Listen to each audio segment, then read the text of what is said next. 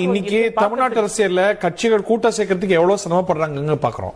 ஒரு தன்னிழ்ச்சியா இப்போ பணம் கூட கொடுக்காம ஒரு கட்சிக்கு கூட்டம் வருமாயின் அது ஒரு முக்கியமான அழகு இல்ல. நாளைக்கு எங்க அண்ணன் தோனி இருக்காரு, MS தோனியா சேப்பாக்கம் ட்ரிப்ளிகேட்ல நடக்க விடுவோம். விஜய் அவர்களும் போட்டோம், தோனிக்கு கூட கூட்டம் வரும்.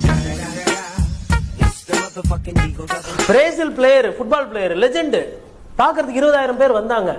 இன்னைக்கு மேரடோனா மெட்ராஸ்க்கு வந்தாலும் கூட்டம் சேரும். எதுக்கு சொல்றோம், நல்ல எடுத்துக்காட்டு சொல்றேன். ஐயா சாமி என்ன இதெல்லாம் இப்படி புரிஞ்சுக்கங்களேன். ஒரே நேரத்துல விஜய் வந்து முதல்வர் ஸ்டாலின் அவர்களை வீழ்த்துறாரு, எதிர்க்கட்சி தலைவர் எடப்பாடி பழனிசாமி வீழ்த்துறாரு, அண்ணன் சீமானை வீழ்த்துறாரு. ஆக சிறந்த இந்த ஐடி ரைடு எல்லாம் இடி எல்லாம் வச்சு ரைடு நடத்தக்கூடிய பாஜக தலைமையில் இருக்க அமித்ஷா அவர்கள் 4 பேரும் ஒரே நேரத்தில் வீழ்த்துவாரு அப்படின்னு விஜய் கட்சியில் இருக்கவங்க நம்பலாம். ஒரு பத்திரிகையாளரை என்னால பார்க்க முடியல. ஒரு பிளேயர் எப்படிங்க ஒரே நேரத்தில் 4 பிளேயர் அடிக்க முடியும்? இவ்வளவு விஷயம் இருக்குது. இது வந்து ஷூட்டிங் கிடையாது. 2024 பிஜேபி எதிர்த்து பேசவே இல்லை. அவரு பாராளுமன்ற தேர்தலில் வாயை திறக்கல. ஓகே, அப்ப 2026 வரும்போது இப்ப பிரச்சாரமே பண்றாரு.